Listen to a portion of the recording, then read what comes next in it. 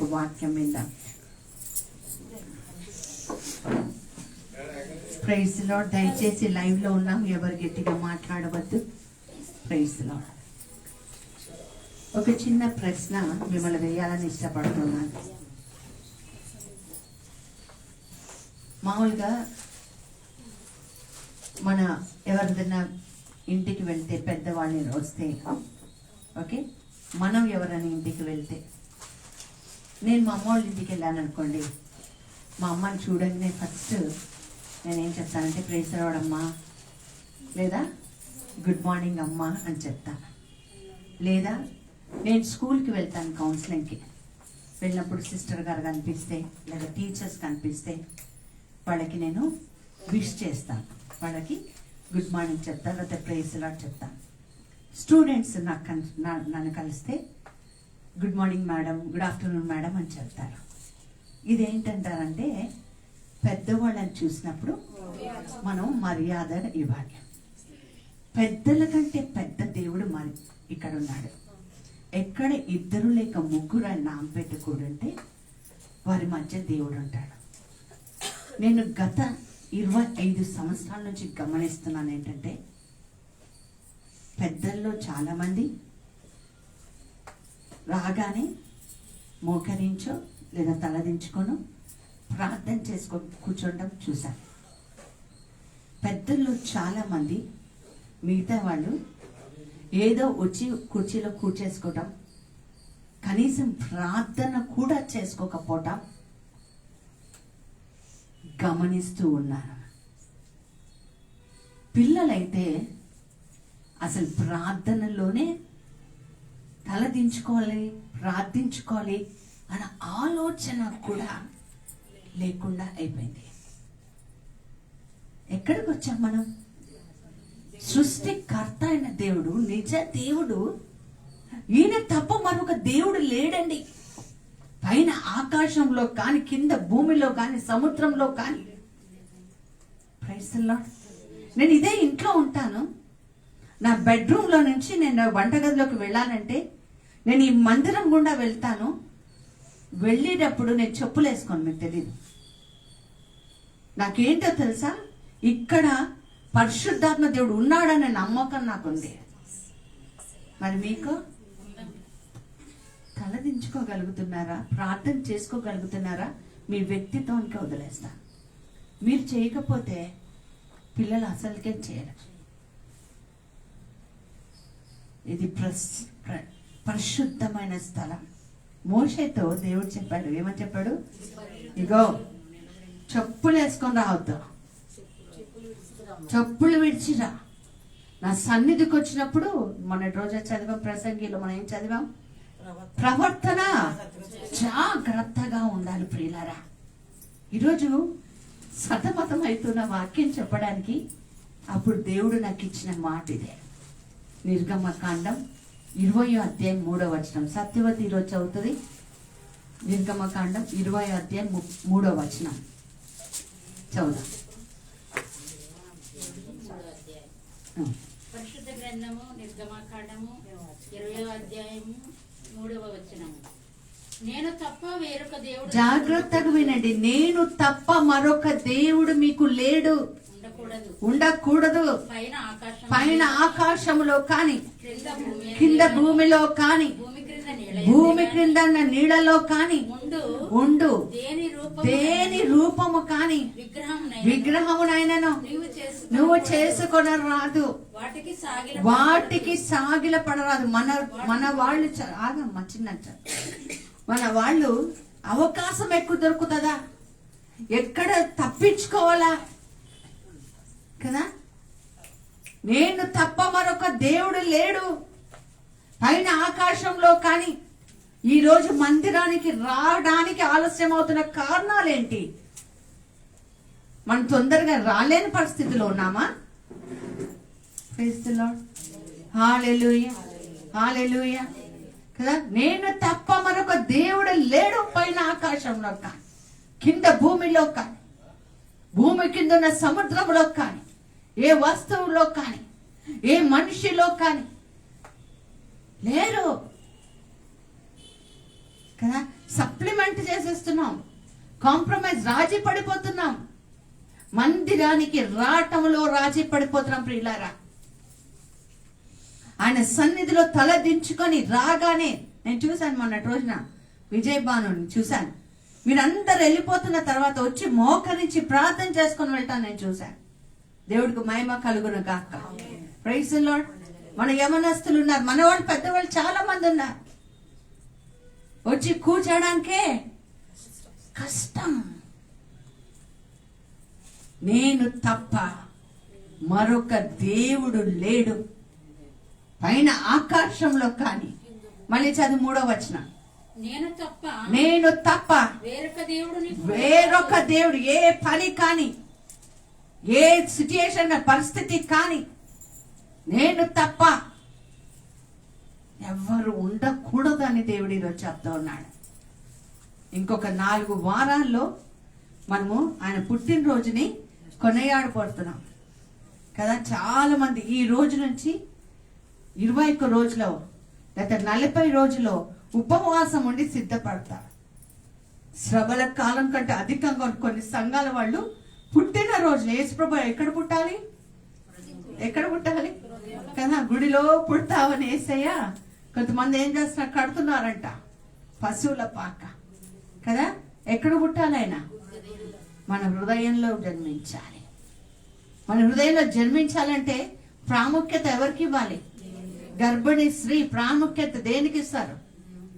కడుపులో ఉన్న బిడ్డకి ఇస్తారు కదా. కడుపుతో ఉన్న తల్లి ఒకవేళ ఏదైనా కుటుంబంలో ఏదైనా సమస్య వచ్చి ఏదైనా ఇబ్బంది కలిగినా, తినడానికి కూడా ఇష్టం లేకపోయినా తింటది.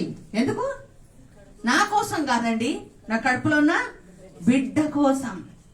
ప్రాధాన్యత బిడ్డకే. ఎక్కడ పుట్టాలి యేసయ్య? నాలో. మరి ప్రాధాన్యత ఎవరికి ఇవ్వాలి? ఎక్కడ ఉంటాడు యేసయ్య?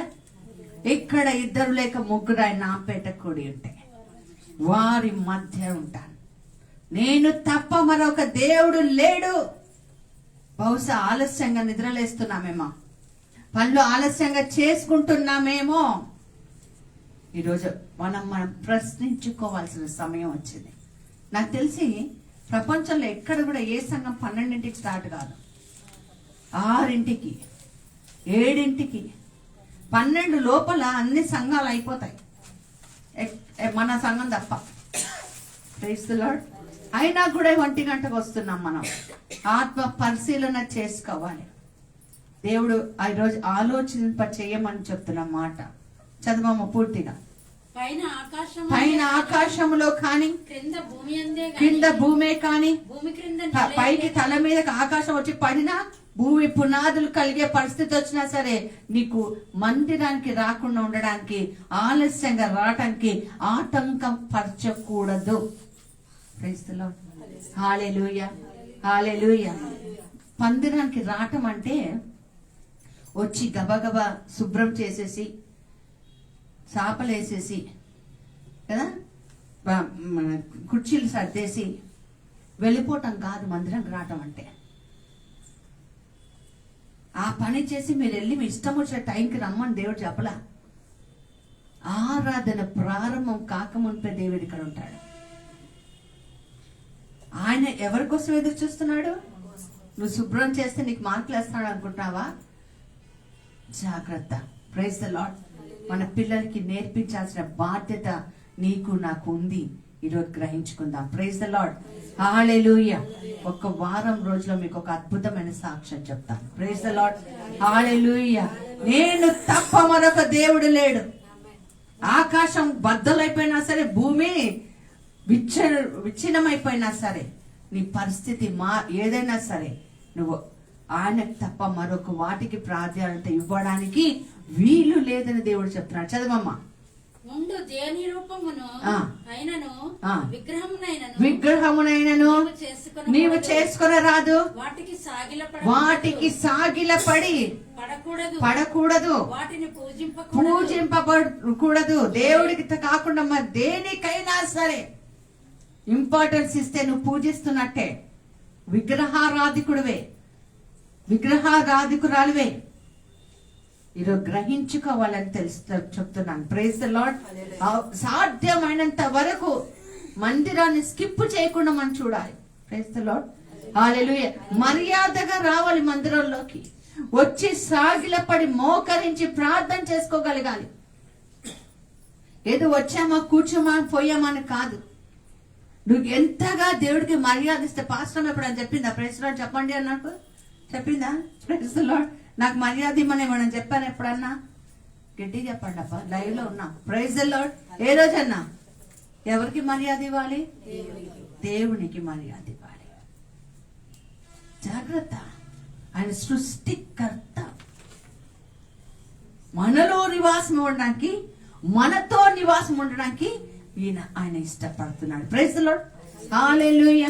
హల్లెలూయా. చదవమ్మా. ఏలైనగా నీ దేవుడైన యెహోవానగు నేను రోషము గల దేవుడు కదా. అక్కడ ఆగమ్మా. రోషము గల దేవుడు అంటే మనకు రోషాలు వస్తాయి కదా. ఏమొస్తుంది మన రోషం వస్తే కదా? రోష పడిపోతూ ఉంటాం మనం కదా. మన దేవుడే రోషము గలవాడంటే ఇంక మన ట్రీట్మెంట్ ఎట్లుంటుంది ఆయనతో? ఆలోచించుకోండి. ఈరోజు వాక్యం ఆలోచింప చెయ్యగలగాలి కదా. యేసుప్రభు మన హృదయంలో పుట్టాలంటే, మన శరీరంలో పుట్టాలంటే, మన గుండె ఆయన గుడిగా మారాలంటే, మరి మన జీవితం ఆయనకి ఏ విధంగా సమర్పించుకోగలుగుతున్నామో, ఎంతగా ప్రాధాన్యత ఇవ్వగలుగుతున్నామో ఈ రోజు నేను తెలుసుకోవాలి. Praise the lord. Hallelujah. Hallelujah. చదవమ్మా. నన్ను ద్వేషించు వారి విషయంలో. చూసారా? ద్వేషించటం అంటే ఆయన తిట్టటమో, ఆయన వెళ్ళిపోవటమో, లేదా అన్యుడిగా ఉండటమో కాదండి. నువ్వు ఆయన సన్నిధికి వచ్చే విధానం బట్టే నువ్వు ఆయన ప్రేమిస్తున్నావో ద్వేషిస్తున్నావో తెలిసిపోద్ది కదా. ఒక మాట ఉంటుంది పరిశుద్ధ గ్రంథంలో, ఆయన సేవ లేదా ఆయన పని నిర్లక్ష్యంగా చేయడానికి శ్రమ అని ఉంటది కదా. 12 గంటలకి ప్రార్థన అంటే నింపాదిగా 1 గంటకు వస్తుంటే నువ్వు ద్వేషిస్తున్నట్టే దేవుణ్ణి. ఆరాధనలో లేకుండా వాక్యం ఇలా లోపలికి వెళ్తుంది కదా. చూడండి, 7 రోజులు మనం 6 రోజులు పని చేసుకుంటూ ఉంటాం కదా. మన పనిలో మునుగుతూ ఉంటాం, చిరాకులు ఉంటాయి, ఒత్తిళ్లు ఉంటాయి, ఎన్నో పనులలో ఇరుక్కొని ఉంటాం. మన హృదయము మన దేవుడికి వాక్యం సిద్ధపడాలంటే దేవుడి సన్నిధిలో ఆరాధనలో పాల్గొనాలి. ఆరాధనలో ఏం జరుగుతుందో తెలుసా? మన హృదయం అప్పటి వరకు 6 రోజుల్లో జరిగిన అంత చెత్త అంతా కూడా తుడుచుకొని పోతుంది. ఆరాధనలో దేవుడి సన్నిధి వస్తుంది. ఆరాధనలో పాపాలు కడగబడతాయి కదా. ఆరాధించే వేళలో నీ హస్తాలు నన్ను తాకాయి, పశ్చాత్తాపం కలిగి నాలోంచి పాపం వెళ్ళిపోయింది అన్నాడు. పాపం వెళ్ళిపోయింది. అందుకే ఆరాధన చేస్తాం, అందుకే పాటలు పాడతాం కదా. ఏది లేకుండా అంత ఈ వారం అంతా మన చింతలు కదా. కొన్నిసార్లు గట్టి ఆర్గ్యుమెంట్స్ లలో కూర్చోాల్సి వస్తుంది కదా. కొన్నిసార్లు చెయ్యని నేరాలకి వాళ్ళ ముందు కూర్చొని మన నోరు తెరవాల్సి వస్తుంది. ఒక్కొక్కసారి తెలియకుండా బూతు మాటలు మాట్లాడాల్సి వస్తుంది.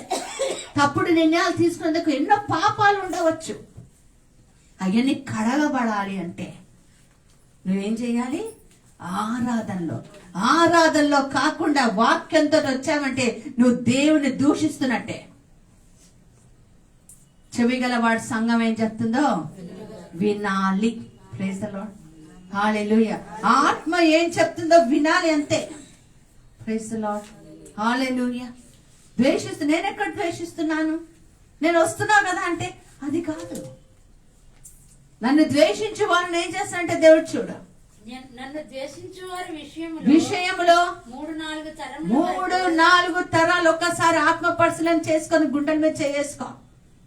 మన తరాలు ఏ విధంగా తికమకగా మారుతున్నాయి, మన తరాలు ఏ విధంగా ఉన్నాయి.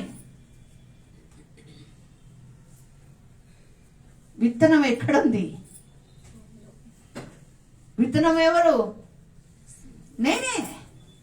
నేను ఆలస్యంగా వస్తుంటే, నేను ఆరాధనలో ఉండకుండా ఉంటే, పూర్ణ హృదయంతో, పూర్ణ ఆత్మతో, నేను సేవించకుండా ఉంటే నా విత్తనాలు ఎక్కడ ఉంటాయి? 3-4 తరాలు ఏవైతాయంట? తండ్రుల దోషము కుమారుల మీద చూసారా? పడును. తండ్రుల దోషము కుమారుల మీద, తల్లుల దోషము కుమారుల మీద ఉంటది. అర్థమవుతుందా? క్లియర్గా, ఇంకా క్లియర్గా చెప్పాలా? చాలా అనుకుంటా ఈ రోజుకి. ప్రైజ్ ది లార్డ్, హల్లెలూయా.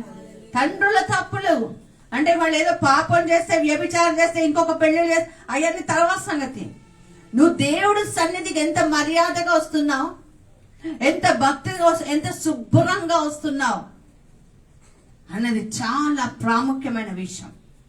శుభ్రం అంటే సెంటు కొట్టుకొని రమ్మని చెప్పట్లే నేను కదా, తలారా స్నానం చేయమని కూడా చెప్పట్లే. ప్రభా నన్ను కడగ ప్రభా, నీ ఆరాధనలో నేను నూతన వ్యక్తిగా మారిపోవాలి. ఆమేన్, హల్లెలూయా. అప్పుడే నీ వాక్యము లోపలికి వెళ్ళగలుగుతుంది. అప్పుడే నీ వాక్యం చిగురించగలుగుతుంది. వచ్చే వారం కల్లా నీ వాక్యము మొలకెత్తుతుంది. ఇంకా 2-3 వారాల తర్వాత వాక్యము నుంచి ఫలాలు కోసుకుంటాను ప్రభా. ఆ ఫలాలే నా బిడ్డలు. ప్రైజ్ ది లార్డ్, హల్లెలూయా. ద్వితీయోపదేశకాండం 5వ అధ్యాయం 6-7 వచనాలు. ద్వితీయోపదేశకాండం 5వ అధ్యాయం 6-7 వచనాలు చదువు. దాసుల గృహమైన ఐగుప్తులో నుండి, దాస్య గృహమైన ఐగుప్తులో నుండి నన్ను రప్పించిన నీ దేవుడైన యెహోవా నేనే. నేను తప్ప నేను ఎక్కడి నుంచి రప్పించానమ్మా? ఎక్కడి నుంచి? నేను ఎక్కడి నుంచి? పని ఒత్తిడి నుంచి, కష్టం నుంచి, శ్రమ నుంచి, వేదన నుంచి, కన్నీటి నుంచి, దుఃఖం నుంచి నిన్ను నేనేం చేశాను? రప్పించాను. కానీ నువ్వు ఎక్కడ కూలబడుతున్నావు? అక్కడే కన్నీటితో చెప్తున్నా. వచ్చే వారం నుంచి కరెక్ట్ టైం కంటే ముందుగా 5 నిమిషాల ముందు ఉండండి. ఎందుకో తెలుసా? నా కోసం కాదు, నేను చెప్పినందుకు కాదు. దేవుడు ఇక్కడ నుండి ఉంటాడు. ఆల్రెడీ యేసయ్య నీ కోసము ఎదురు చూస్తూ ఉంటాడు. ఇది తెలుసుకోవాలి మనం.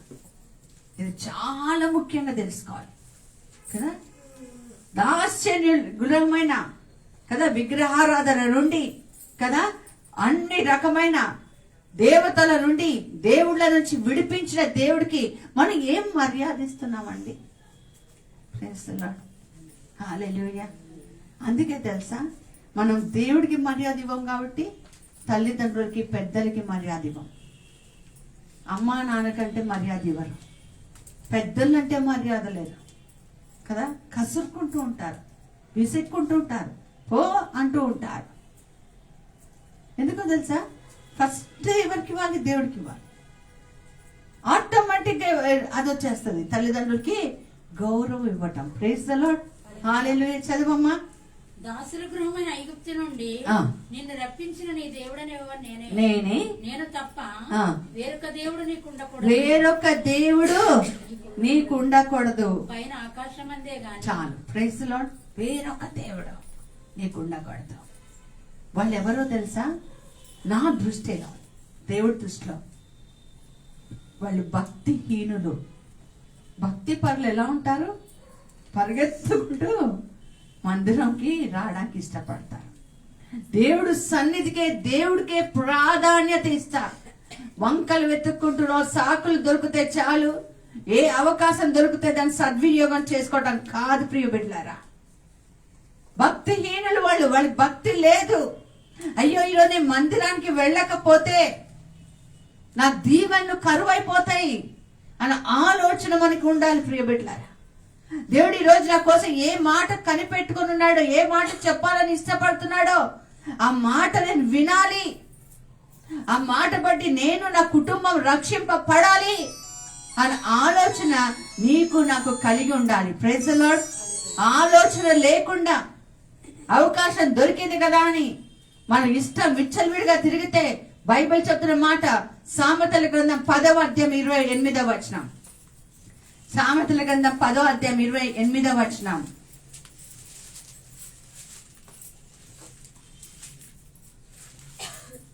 నేను చదువుతాను. సామెతలు కదా 10:28. నీతిమంతులు ఆశ సంతోషం పుట్టించును, భక్తిహీనుల ఆశ భంగమైపోవును. భక్తిహీనుల ఆశ ఉందా లేదా? నా అప్పులు తీరాలి, నా పిల్లలు బాగుపడాలి, పెళ్ళిళ్ళు జరగాలి, ఉందా లేదా? ఆశ ఉందా లేదా? ఆశ నెరవేరాలంటే ఏం చెయ్యాలి? నీతిమంతుడుగా రావాలి. నీతిమంతుడు ఎవరు? దేవుడికి ప్రాధాన్యత ఇచ్చేవాడు, మరి దేనికి కూడా కాదు. Praise the lord. Hallelujah, hallelujah. 9 గంటలకి, రాత్రి 9 గంటలకి ప్రేయర్ టైం అంటే కొంతమందికి అదే టైం బయటికి వెళ్ళే పని.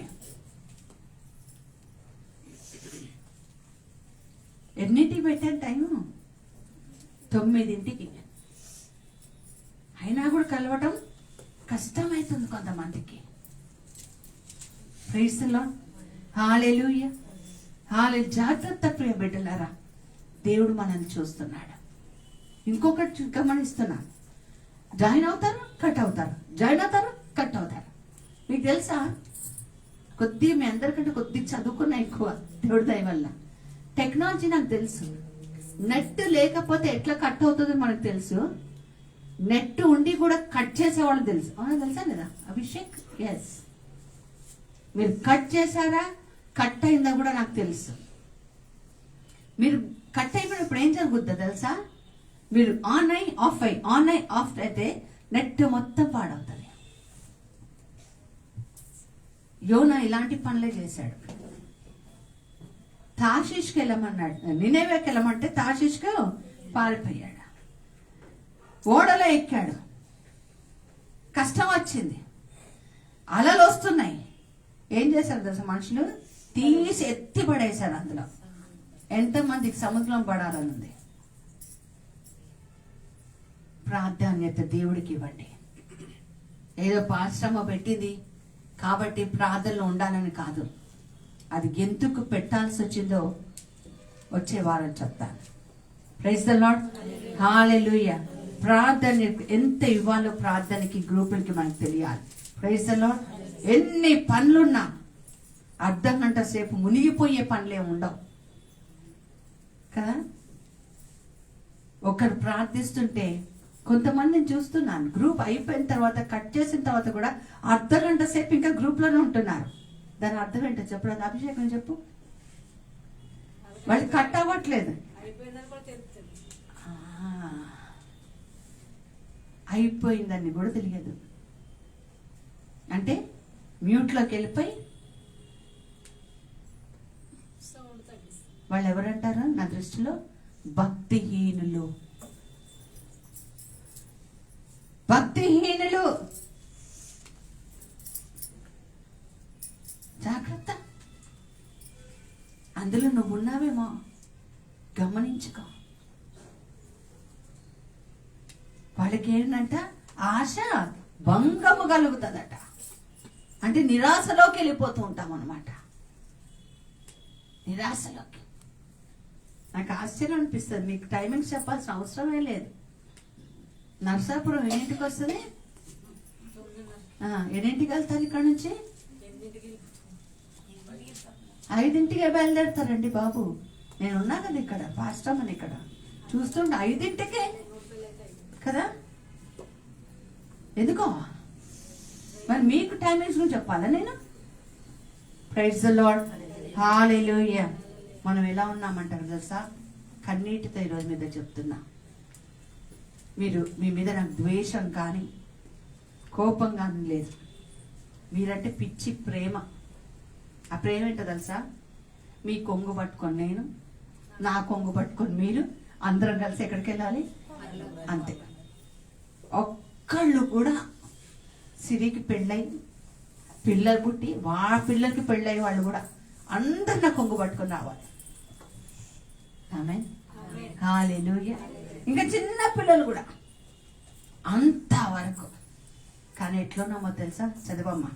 మత్తయి సువార్త 24వ అధ్యాయం 37వ వచనం నుండి.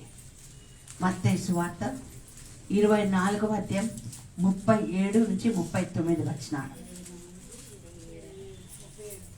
37 నుంచి 39 వచనాలు. నోవాహు దినములు ఎలాగుండునో నోహావు దినములు ఎలా ఉండునో మనుష్య కుమారుని రాకడను అలాగే ఉండును. జల ప్రళయమునకు ముందటి దినములతో నోహావు దినములకు చదువు.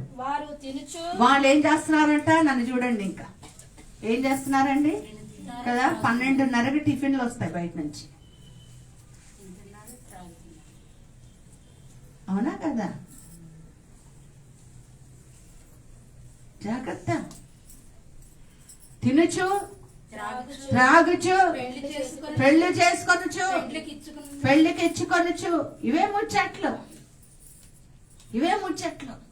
పొద్దున్నే లేసి ఏ ఇంట్లో అయినా సరే పొద్దున్నే లేసి గబగబా మందిరానికి వెళ్ళాలి, పాశ్రమ కంటే ముందు మేము కూర్చోవాలి అనే ఆలోచనలు ఎవరికైనా ఉంటున్నాయా ఈరోజు? ప్రశ్నించుకుందాం మనమే. అందులో నేను కూడా ఉన్నా, నేనేం అతీతం కాదు. నేను కూడా తినచ్చు, తాగొచ్చు. జలప్రళయం వచ్చేసింది, చూసారా? జాగ్రత్త.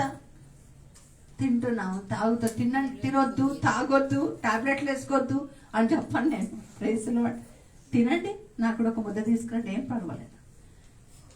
కానీ తినడానికి, తాగడానికి, ఆరాధనకి రావడానికి అడ్డంగా ఉంటే రేసులు. నాకు వంట చేస్తున్నారంటేనే చాలా భయం. వంట చేసే వాళ్ళు ప్రార్థనలో కూర్చోడానికి చాలా కష్టపడుతున్నారు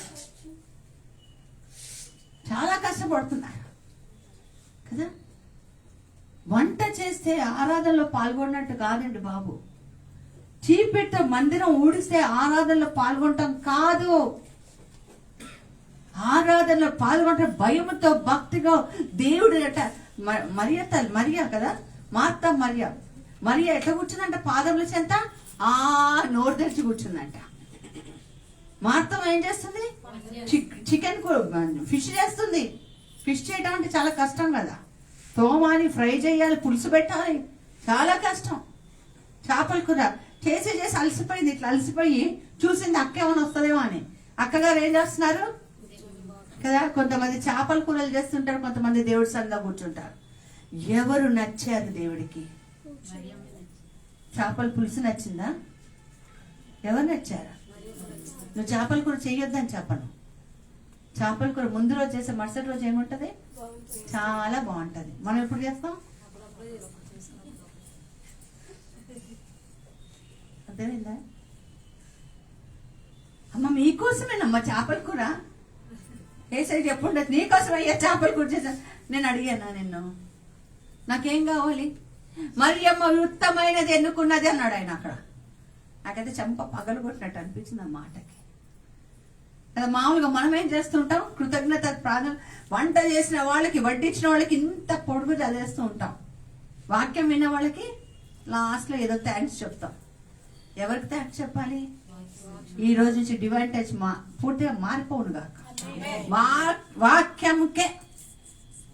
నేను ఈరోజు ప్రార్థన చేసిన ప్రభా వాక్యానికి ఇంపార్టెన్స్. ఒకవేళ వంటకి లేట్ అవుతుంటే వంటకు నువ్వు అరేంజ్మెంట్స్ చేసే ప్రభా. మేము బయట నుంచి తప్పించుకుంటాం అంతే. ప్రైజ్ ది లార్డ్, హల్లెలూయా. మళ్ళీ బయట నుంచి మళ్ళీ అది కష్టం. అప్పుడు పోతారు బండేసుకొని జుయ్యి అని. ప్రైజ్ ది లార్డ్, హల్లెలూయా. మరియమ్మ యుక్తమైనది ఎన్నుకుంది. అది ఆయనకి ఎంతో నచ్చింది. మనం ఆదివారం ఎందుకు వస్తాం కదా? పాస్టర్ మనం సంతోష పెట్టడానిక. Praise the lord. మేము సిద్ధపడ్డాం తెలుసా. 4 ఉండినారు అంతే. ప్రారంభించినప్పుడు 4, 5 ఉన్నారు అంతే. స్టార్ట్ చేసేసాం. ఎందుకు? సంఖ్య కాదు ముఖ్యం కదా, వాక్యం వెళ్ళాలంతే. Praise the lord, hallelujah. ప్రతి ఆదివారం దాదాపు 700 మంది ఫేస్బుక్ లో చూస్తున్నారు. Praise the Lord. దాదాపు 100 మంది యూట్యూబ్ లో చూస్తారు. 70 నుంచి 100 వరకు. అంటే దాదాపు 800 పైన మంది చూస్తున్నారు కదా. నేను రోజు లైవే పెడితే నాకు సంఖ్య చాలా పెద్దగా ఉంటుంది, చూస్తా. కానీ నాకు కావాల్సింది ఎవరు? నువ్వే నువ్వే ప్రాధాన్యత ఎవరికి ఇస్తున్నావు? సిరి ఎవరికి ఇస్తున్నావు? Praise the lord. Hallelujah hallelujah. నువ్వు ఆ దినాల్లో తిని తాగి అట. 1 పేతురు 1వ అధ్యాయం 3వ వచనం. 1 పేతురు 1వ అధ్యాయం 3వ వచనం.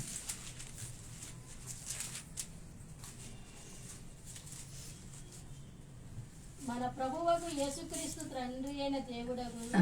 స్తుతింపబడును గాక. ఉమ్. మృతుల్లో నుండి యేసుక్రీస్తు తిరిగి లేచుట వలన ఉమ్. జీవంతో కూడిన ఉమ్. నిరీక్షణ మనకు కలిగినట్టు ఎందుకు ఆయనకు ప్రాముఖ్యత ఇవ్వాలి? ఆయన చేసిన దాని కోసం ఆయనకి ఎంత ప్రాధాన్యత ఇవ్వాలి? చూడండి ఏమని రాయబడి ఉంది అక్కడ.